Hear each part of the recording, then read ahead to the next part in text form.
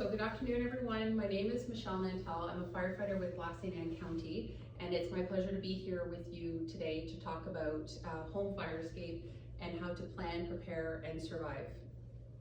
An escape plan could literally save your life as fires move fast, and the best way to protect yourself and your family is to plan and practice your escape. A few housekeeping points for today's presentation. So washrooms are located just out this door here. You'll turn left and then a sharp right. In the event the fire alarm does go off, we will go out these doors here and exit out the front door, and we'll muster in the parking lot. It is an interactive presentation, so feel free to ask questions or share any personal experiences or stories that you may have. And there is markers and paper on your desk for a little exercise that we're going to do later on in this presentation. Okay, so a few points that we're going to cover today's presentation is what causes home fires, 4 steps when creating your plan, preparing a home escape plan, and what to do when the alarm sounds. So what causes home fires? Cooking equipment is the #1 leading cause for home fires. Space heaters and fireplaces, candles, smoking, overloaded outlets, and faulty wiring or appliances. Do either of you have any other ideas what could cause a fire? Things that we should and shouldn't do in your homes? Using extension cords the wrong way. Yeah. Extension cords into other extension cords to Yeah. make it a little bit longer access. Absolutely. Another one too is not leaving your house while the washer, dryer, or dishwasher are going, Yes. things like that. Guilty of that. Yeah, I think we all are. Yeah. Okay. So let's talk about fire growth timelines and how fast fire spreads. So these timings are in minutes. So obviously the fire starts. Within 30 seconds, smoke starts to spread. Within 1 minute, your room heats up, and then within 2 minutes, there's risk of flashover. This is why you don't have time to think. You have to act fast. And what is a flashover? So flashover is when everything in a room suddenly catches fire at once. It happens when the fire gets so hot that all the material in the room reaches their ignition temperature and bursts into flames. Flashovers are very dangerous for anyone that's in the house or firefighters responding to a call because they can develop very quickly and happen without warning. And unfortunately, those that are present in the room during a flashover are unlikely to survive. So based off what we just talked about, how much time do you think you have to evacuate your home once the alarm goes off? 90 seconds, 10 seconds? Just gotta go a minute. Yeah. depending if you're in the fire room, I guess. So approximately 2 minutes. We're close. Okay, so let's talk about how to protect yourself and your loved ones in the event of a home fire. So as I've mentioned, you have less than 2 minutes to get out safely once the alarm sounds. It's critical to know exactly what to do and to react quickly. A well-practiced plan can be the difference between life and death. So just out of curiosity, about 40 years ago, how much time do you think you'd have to escape your home once the fire alarm goes off? Longer. 5 minutes. 5 Yeah. minutes? Yeah. So 40 years ago, you had approximately 17 minutes to escape your home. And today, with all the building material and stuff that we use for building homes, is 2 minutes or less. Some fire facts. So 1 in 4 people will experience a home fire in their lifetime. The most deadly fires happen at night while people are sleeping. And the leading cause of death in fires isn't actually the flames, it's the smoke. The good news is that working smoke alarms and a solid escape plan can risk your risk of dying in half. Is the 1 in 4, is that like full house fires or is like small contained fires? So I like would garbage can say, stuff? I would have to confirm, but based off what I read, it's just a fire in the home in Okay. some capacity. So not Gotcha. necessarily that it was fully engulfed Yeah. and resulted in complete loss or death, but in some capacity. That's a lot higher than I thought too. Yeah, that's really high. Okay, so tips for fire safety prevention. Keep flammable items away from the heat source. Never leave cooking unattended, and use electrical devices safely. So this is kind of what we just spoke about earlier on with what causes home fires. And yeah, like keeping flammable items away. Obviously, you know, you don't want to have fuel near a heat source and also to store these flammable liquids safely and where they should be. Okay, so we're going to talk about 4 steps that you need to have when creating your home escape plan. So step number 1 is to always have 2 ways out. So that's typically a window and a door. And you want to make sure that you're keeping these areas clear of clutter, that they're easily accessible. And for those that are living in multi-level homes, I recommend a ladder or rope.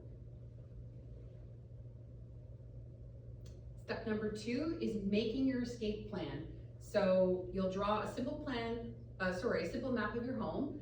You're going to mark all the rooms, the windows and doors, marking the 2 exits for every room.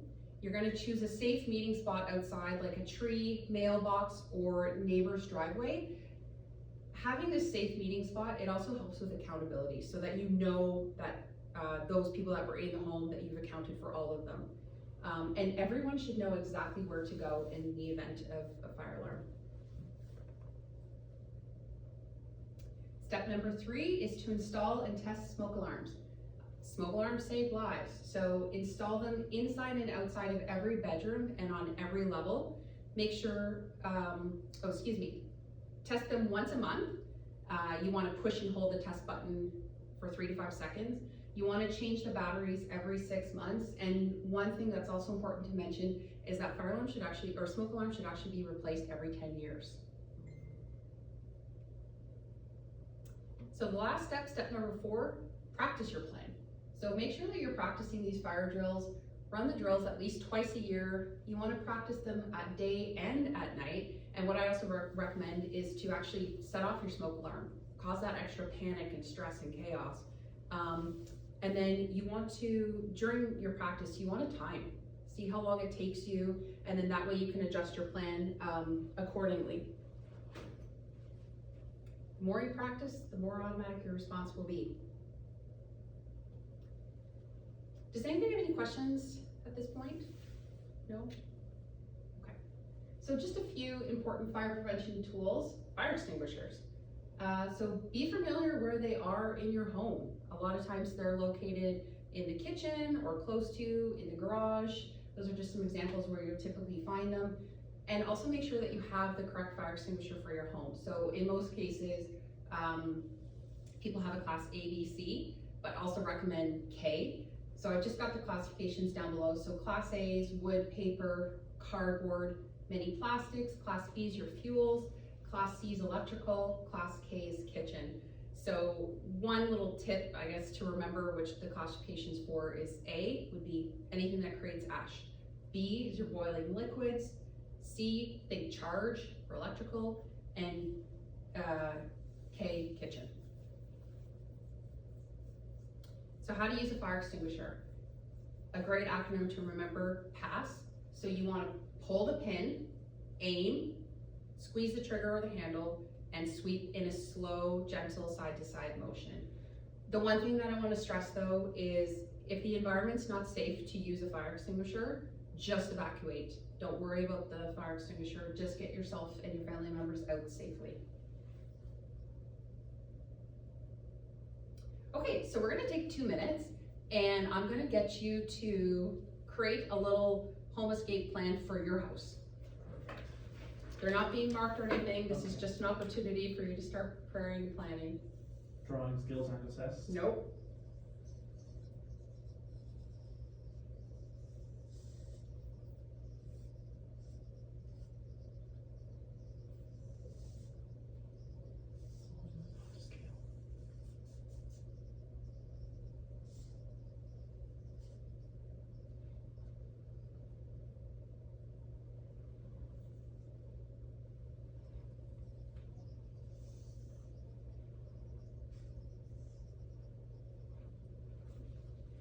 So what are some things that you're putting on your home escape plan?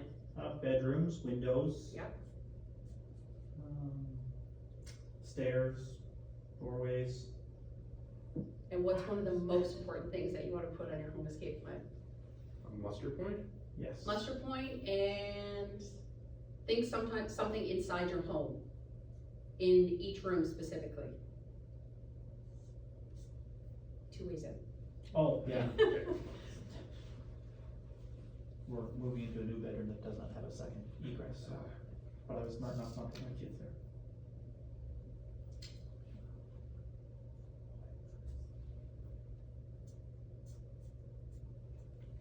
What would you recommend, cause like, you know, they always say about being able to break a window as a potential way out, like, Mhm. for young kids, it's obviously harder for them to break a window if they're in the room. Is there any specialized tools or anything that you could give them? to There help break? are, yeah, definitely, and, you know, I'll share my personal experience. I grew up, my father was a firefighter, and we did have the rope underneath the bed, Okay, cause we were on a 2-story level house. So I wouldn't say we practiced evacuating with the rope, but the rope was there, as well as, you know, it really could be, obviously you wanna express the safety of these tools, but like something is like a hammer, Yeah. right? Just to explain to them that if there's a fire, this is what you could use. But yeah, definitely, cause, you know, when the alarms are going off, there's smoke or there's flames, there's panic, so Yeah. having those tools there is definitely helpful. Okay, so 2 minutes is up. The reason why I said 2 minutes is also just to show how quickly 2 minutes goes. yeah, So this is basically the amount of time that you have to escape your home in the event of a fire. I'm just gonna have a quick peek. oh god. Perfect. So what I recommend is, you know, create one for your home. Have it posted as well. Okay, so what to do when the alarm sounds? React fast, get out, and stay out.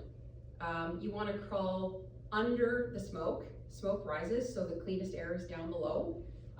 You wanna feel doors with the back of your hand. If it's hot, find another route, and try as much as you can to close the doors behind you when you're leaving a room. Once you're outside, go to your meeting point and never ever re-enter the building. Some special consideration. So when you're creating your plan, make sure that you're including everybody. Do you have small children? Do you have elderly relatives? With, you know, or I said down here, but regardless. So pets and people with mobility challenges or hearing challenges. So make sure that your plans account for their needs. And what I would recommend is when you're practicing your drills, assign somebody to grandma or to Molly the dog, or, you know, so that when these alarms go off, everybody knows what they have to do. Some fire safety tips for kids. So kids are notorious for, what do you think? Hiding. Hiding, yeah. So typically kids will hide under the bed or in the closet out of fear. You need to stress the importance to them not to do this, and that they're to evacuate the house as quickly as possible, not to go back in to get their favorite toy, not to go back to get their dog. Another thing too is they might be worried that they're in trouble, like maybe they're the cause of the fire. So just really stress the importance of not hiding in the event of a fire alarm. Okay, a little quiz. So, number 1, how many ways out of a room should you have? 2. 2, perfect. Should you open a door that feels hot? No. And what should you do? Find another Other way. way. Yep, or how would you test as well? Backhand. Backhand, perfect. So what should you do after you escape? Meeting Muster. point. Muster point and, Head count. Head Head count, count. call 911, yep, and then what's one thing that you shouldn't do after you escape go too? back. But Okay, why is it important to have a spot outside? For a head count, so you know everyone got out. Yeah, accountability, you know that everybody got out, exactly. And if smoke is blocking your escape route, what should you do? Get low. Yep, stay low or try to find another way. find another way out, exactly. Okay, so we're just gonna, there's no visual to this, but I'm just gonna play an audio video. It's 3 minutes, and then we'll just talk about it quickly afterwards. Just bear with me here.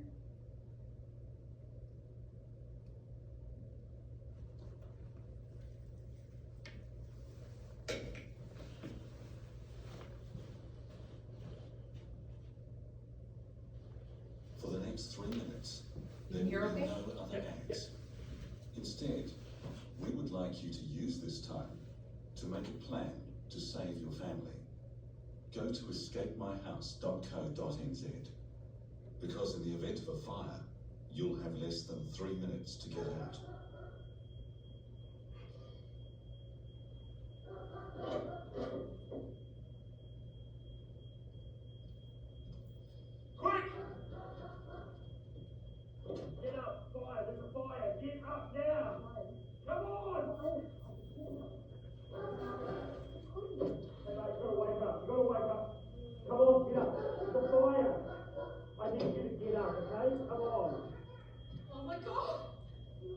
got a fire. Come on, come with me. Imagine it's night time. You're at home and a fire breaks out. You might think you know you're home, but a fire can be extremely disorientating. Could you find the front door in the blackness, heat, and toxic smoke of the fire? Could your children? Which way should you go? Which doors are locked? How do you know if everyone is out? Do you have a meeting place? Have you ever even discussed this as a family? This is why you need an escape plan. This is Escape Week, and now is the time to make your plan.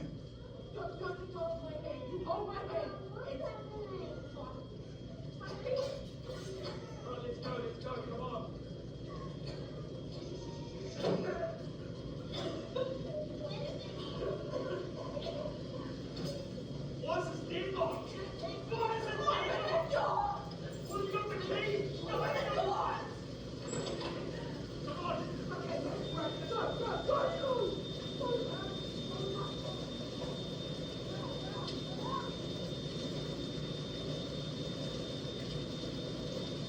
3 minutes is nearly up.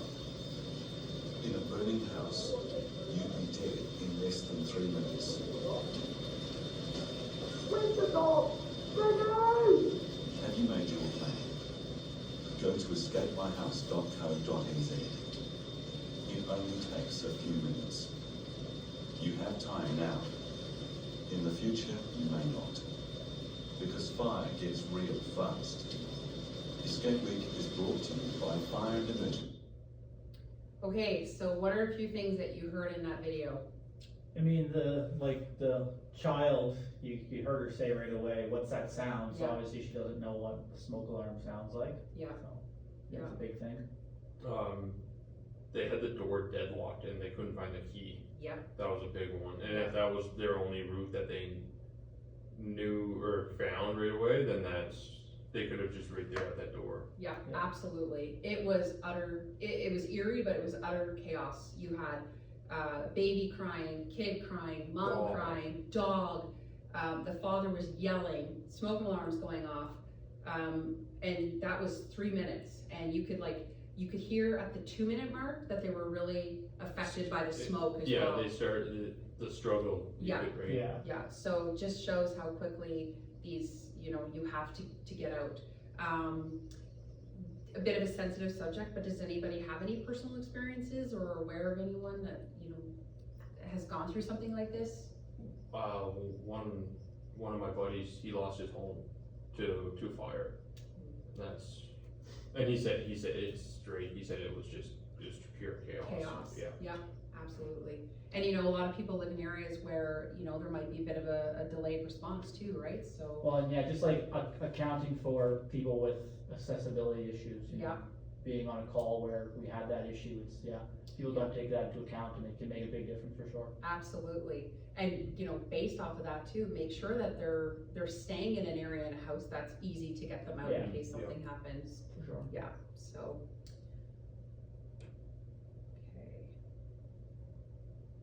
Okay, so just a few takeaway points in summary of what we talked about today. So always have 2 ways out. Typically your window and your door. Have your allocated meeting spot so that everybody knows where to meet in the event of a smoke alarm.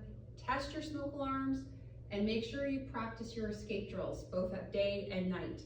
The most important thing to take away is to never ever go back inside. Did anybody have any final questions? No? Okay, well, I'd just like to thank you for your time, for allowing me to come speak with you today. I've just put on the last slide here some resources and tools, as well as my email. In the event you have any further questions, please don't hesitate to contact me if you'd like some more information. So thank you again for taking your time tonight. Thank you. Thank you.